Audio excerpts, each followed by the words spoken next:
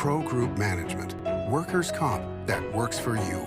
This is 7 at 7 from the Las Vegas Review-Journal. Thank you for joining us for 7 at 7 p.m. on this Tuesday, February 23rd. Good evening, I'm Jen Ah. In your top story, sponsored by Carnegie Heights, auto insurance companies are facing a total of 10 class action lawsuits for failing to reduce premiums in Nevada. That's despite the pandemic. Review-Journal's James Schaefer has the details. Lawsuits in the Clark County District Court against car insurance companies as big as Geico and State Farm are alleging violation of state law, bad faith dealing, and breach of contract. The complaints were filed by Las Vegas firm Eaglet Adams and Reno trial attorney Matthew Sharp. Robert Eaglets explains the car insurance companies have been profiting from COVID-19 changes, including massive reductions in vehicle traffic and accidents. All the while, the discount was a woefully nowhere near covering the amount it should have been. Well, why are they doing that? Because they had record profits last year, that's why. And they did that on the backs of the consumers who pay their premiums for these insurance companies. One last thing of note is that although some car insurance companies have dropped rates as much as 25%, the suits allege that's still an insufficient amount for COVID-19 reductions. For the Las Vegas Review-Journal, I'm James Schaefer. Thanks, James. In your other top stories tonight, the Greyhound bus station at the Plaza in downtown Las Vegas is closing its doors after nearly 5 decades. The Plaza CEO calling it an end of an era, announcing that the Greyhound won't be renewing its long-running lease. The Plaza is looking to redevelop the former bus terminal with new dining, entertainment options, and retail. Meanwhile, the Greyhound is moving closer to the McCarran International Airport.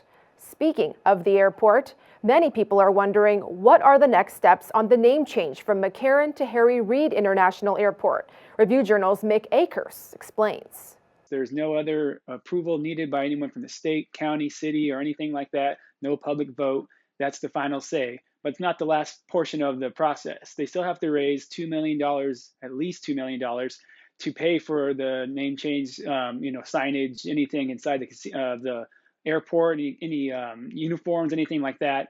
That final cost is still being tabulated, so that process is still ongoing. Over in North Vegas, a man is behind bars tonight after confessing to 3 murders. Police are investigating this man, 43-year-old Willis Davis, after arresting him for a traffic stop last month, which is when they say he confessed. Police have now linked Davis to 3 deadly shootings that happened back in 1996. He's due in court later this week. JP Chase is introducing a new grant available to first-time homebuyers in 6,700 communities that the U.S. Census Bureau has identified as mostly Black and Latino neighborhoods. Renee Summerhour tells us more. Renee? Jen, Jamie Dimon, CEO and chairman of JP Chase & Company, said in a press release, quote, "We can do more and we can do better to break down systems that have propagated racism and widespread economic inequality, especially for Black and Latinx people." Chase's 2021 homebuyer grant seeks to bridge the gap with a $5,000 grant that can be used towards closing costs and/or down payments.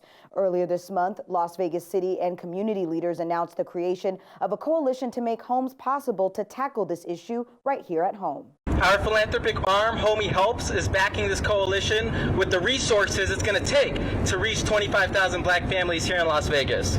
For more on this developing story, log on to lvrj.com. Jen? Thanks, Renee. In your business news, sponsored by the Vegas Chamber, local leaders are reacting to President Biden's move to offer more federal assistance to small businesses. Starting on March 9th, small businesses will be able to apply for the federal Paycheck Protection Program.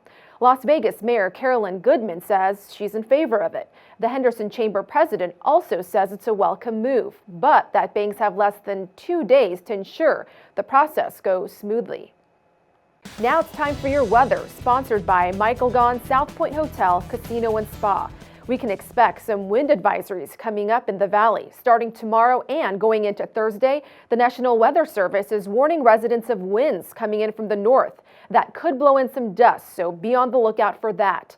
Temps are also expected to drop to around 60 degrees. We'll warm back up for the start of the weekend with highs in the high 60s.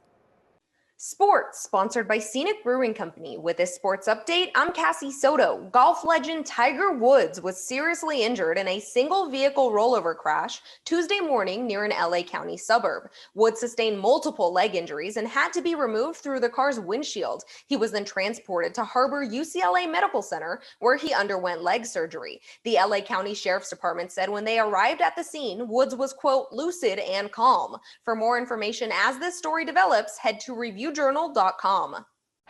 Now, here's the latest in sports betting. Atlanta Braves outfielder Ronald Acuna Jr. and Los Angeles Angels outfielder Mike Trout are the 15-1 co-favorites at Circa Sports to lead the major leagues in home runs this season. New York Yankees first baseman Luke Voit led the majors with 22 home runs in last year's shortened season, but he is 60-1 to repeat at Circa. As for the players with Las Vegas ties, Texas Rangers outfielder Joey Gallo is 25-1, Philadelphia Phillies outfielder Bryce Harper is 30-1, and Chicago Cubs third baseman Chris Bryant is 55-1.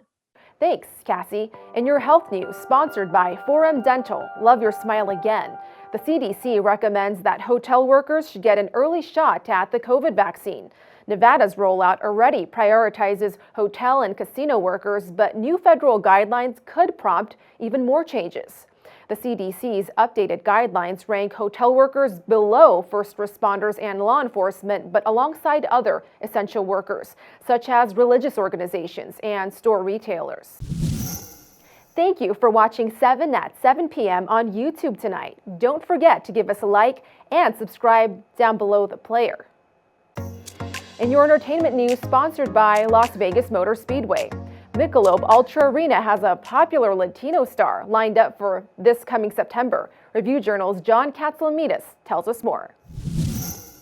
Maluma is the first headliner at what used to be Mandalay Bay Events Center. The Latin superstar headlines the arena in September of this year. The last time we saw Maluma in town, who was performing Medellin with Madonna in May of 2019 at MGM Grand Garden Arena at the Billboard Music Awards.